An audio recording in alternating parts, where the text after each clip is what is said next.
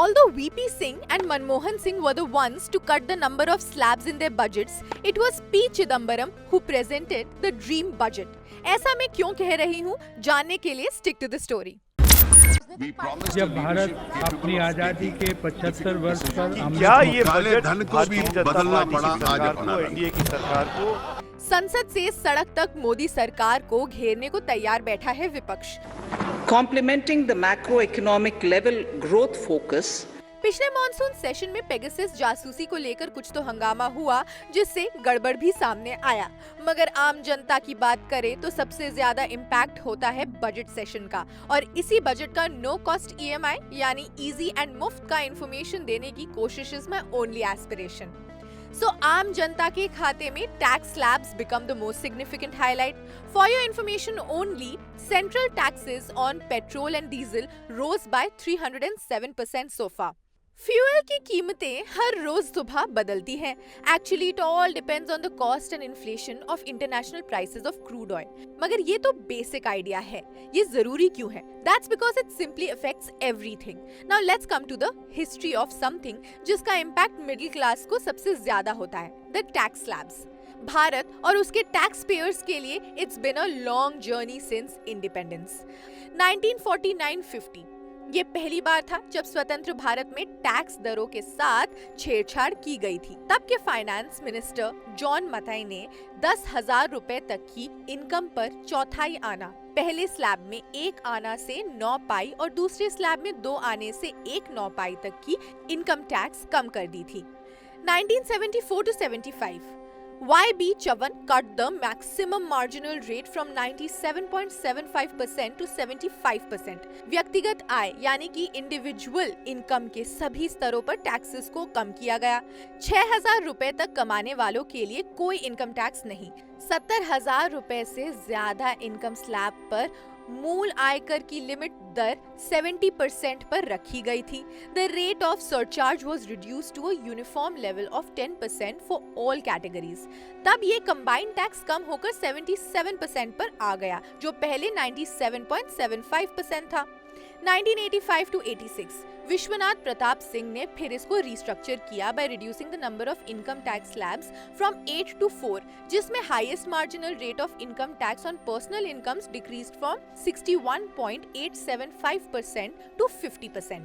But the most interesting years ahead come with some economic reforms in 1992-3. It started looking a lot like the tax structure we know today. Manmohan Singh ने number of slabs को reduce किया and got it to 3। Entry rate was 20% applicable for incomes ₹30,000 to 50,000। एक middle slab for incomes between 50,000 and ₹1 lakh with a tax of 30%, और एक maximum rate of 40% for those earning above ₹1 lakh.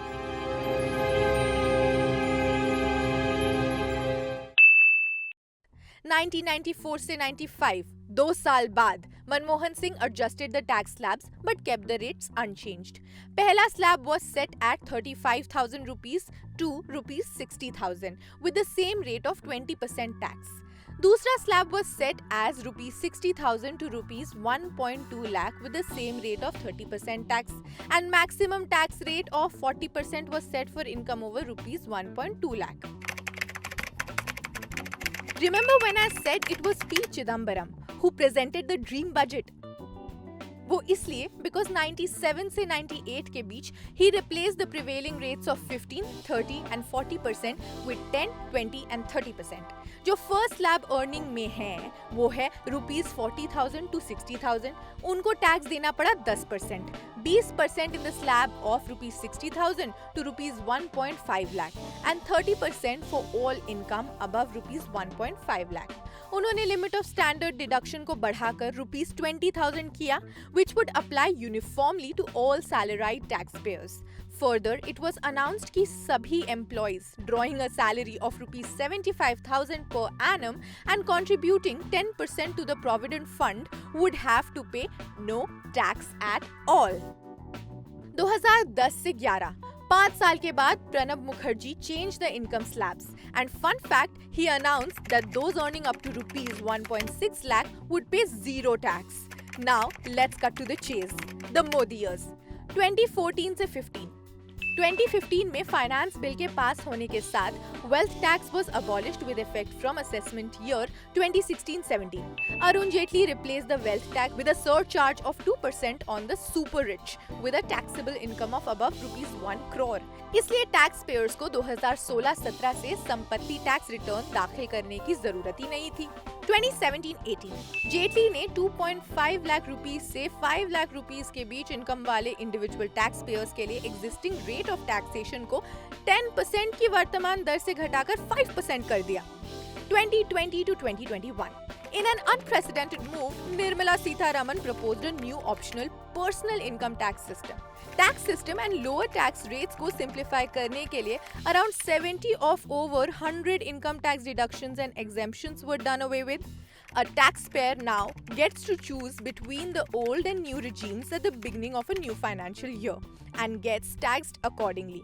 That was it, guys. For more such videos, like, share and subscribe and keep watching Uncut.